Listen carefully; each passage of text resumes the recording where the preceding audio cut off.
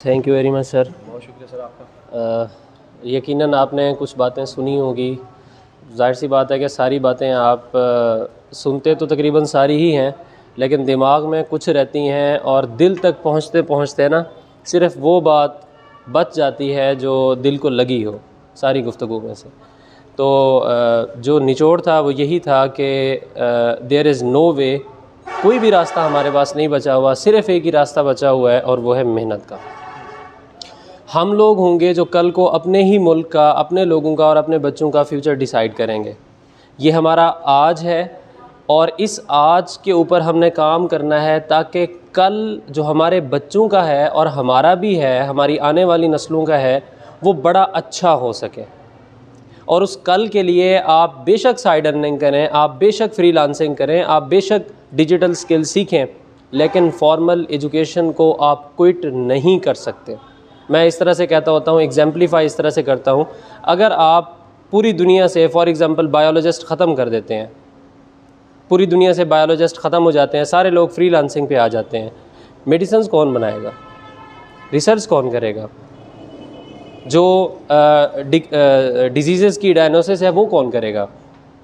आप सारी दुनिया से केमिस्ट ख़त्म कर देते हैं, सारे केमिस्ट बैठ के फ्रीलांसिंग स्टार्ट कर देते हैं, कोई रिसर्च नहीं कर रहा, कोई नई चीज़ नहीं बना रहा, तो फिर डेवलपमेंट रुक जाएगी या आगे बढ़ेगी? रुक जाएगी और डिक्रीज़ हो जाएगी। इसका मतलब ये हुआ कि अगर आगे बढ़ना है तो हर फील्ड के हर इंसान को अपना अपना काम करना पड़ेगा। इस टाइम पे हमारे ऊपर बहुत बुरा वक्त है और अनफॉर्चुनेटली 75 ईयर्स में हमारे ऊपर बुरा वक्त ही रहा है। तो अब उस बुरे वक्त को सस्टेन करने का क्या तरीका है कि हम इस मुल्क से निकल जाएं? आपका घर तबाह होता है तो आप घर को छोड़ देते हैं?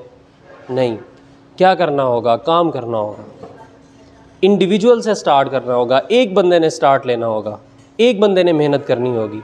उसने अब जैसे आप फॉर एग्ज़ाम्पल आपके कॉलेज के अंदर आपके साथ 4 लोग बड़े अटैच्ड हैं, बहुत ज़्यादा अटैच्ड हैं, वो किसी भी टीचर की बात नहीं मानते लेकिन आपकी मानते हैं। और अगर आप ही उसे ख़राब गाइड करें, ठीक तरीके से गाइड ना कर सकें, क्या ये पॉसिबल है कि वो आगे बढ़ सकें? नहीं है। इसका मतलब ये हुआ कि आपके राउंड अबाउट में जितने भी लोग इन्फ्लुएंशियल हैं, आपको इन्फ्लुएंट कर रहे हैं, और आप जिन जिन लोगों को इन्फ्लुएंट कर रहे हैं, तो आपने क्या करना है? उन तमाम लोगों को पॉजिटिव वे में लेके आना है। आपकी एनर्जीज़ पॉजिटिव वे में ख़र्च होनी चाहिए। रिज़र्व करके रखें, आने वाले कल के लिए रिज़र्व करके रखें। कुछ बातें हमारे guest speaker professor Awais Shakir साहब आपसे करना चाहेंगे। सर, क्लैपिंग में आपको दावत दूंगा।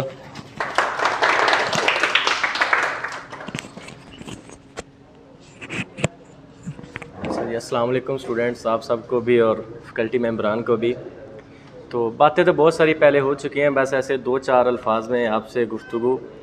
तो बेटा, ये जो टाइम होता है ना, फर्स्ट ईयर सेकंड ईयर, ये 4-5 साल बल्कि 2-2.5 साल, ये बड़ा ना क्रूशल टाइम होता है आपके लिए। इसको इंटर का नाम इसलिए दिया गया है कि ये आपकी वो जो 10 साल की स्कूलिंग है और आपकी बाद में आने वाली जो यूनिवर्सिटी लाइफ होती है ना, उसके दरमियान में ये एक डिसाइडिंग पार्ट होता है। ठीक है, जैसे आप किसी चौक के ऊपर खड़े होते हैं ना, तो वहाँ से आपका जो टर्न है ना, वो डिसाइड कर देता है कि अगर आप इस तरफ को चल पड़े तो फिर आगे यही रास्ता होगा, वापसी आने का कोई चांस नहीं होगा। तो ये 2-4 साल के अंदर जो आपकी की जाने वाली मेहनत होती है ना, ये डिसाइड करती है आपका एक्चुअली में फ्यूचर क्या होगा।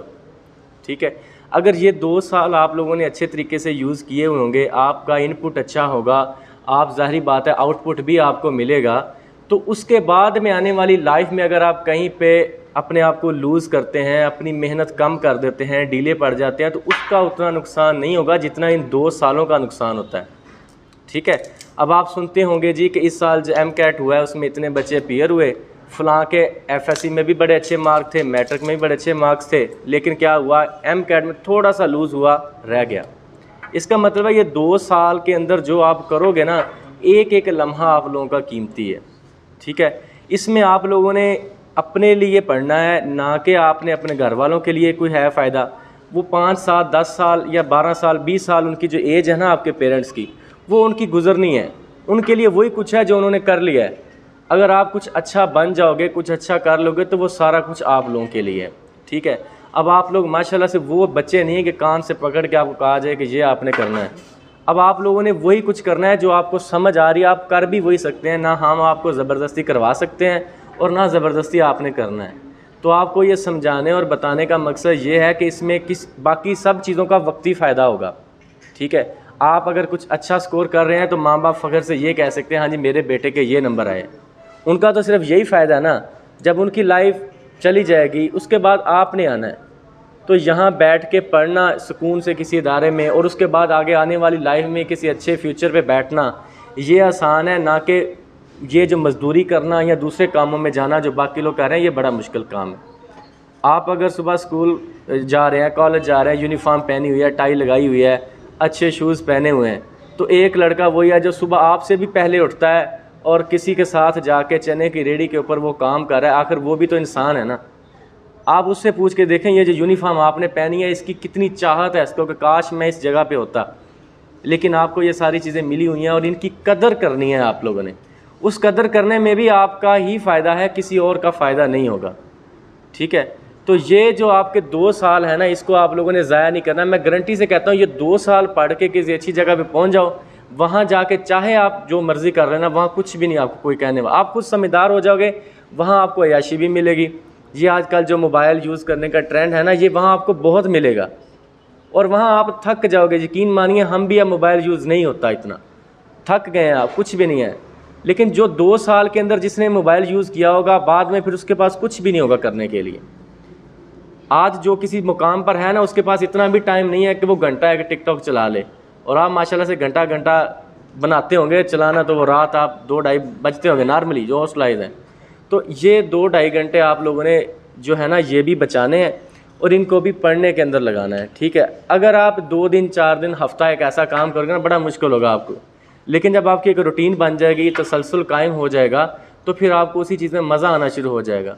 आपको पता चलेगा वाकई यार अगर मैं इस फील्ड में काम कर रहा हूँ ना, तो आने वाला मेरे कुछ दिनों के बाद या कुछ साल के बाद टाइम के बाद मेरे लिए एक अच्छा फ्यूचर पड़ा हुआ होगा, ठीक है। तो इस चीज़ के लिए आप लोगों ने पढ़ना है। कभी देखा करें कि यूनिवर्सिटी में अगर एडमिशन हो रहा है या कहीं कोई एडमिशन ले रहा है या जो हमारे सीनियर जा रहे हैं वो कहाँ कहाँ पे गए हैं, तो वहाँ फिर बंदे को पता चलता है कि जब मेरिट लिस्ट लगी है ना, अगर मेरे 2 नंबर और होते तो मेरा नाम हो जाना, मेरा एडमिशन हो जाना था इस यूनिवर्सिटी में। जब 2 नंबर नहीं होते फिर बंदा होता है कि अपना सिटी भी छोड़ना पड़ता है, किसी और सिटी की यूनिवर्सिटी में जाना पड़ता है, ये करना पड़ता है, वो करना पड़ता है। तो उसके लिए बंदे को तब एहसास होता है 1-1 2-2 नंबरों का, ठीक है। तो मायूस कुछ भी नहीं होना आप लोगों ने, हर चीज़ आप लोग कर सकते हैं, किसी चीज़ की आप लोगों में कमी नहीं है। कमी सिर्फ है तो आप लोगों के माइंड सेट बनाने की है। अपना माइंड सेट बनाएं, ठीक है, अपना गोल सेट करें, वो आप लोगों का सेट है। अब आप लोगों ने सिर्फ ऑलरेडी मेहनत करनी है उस चीज़ के ऊपर के जो काम है, ठीक है।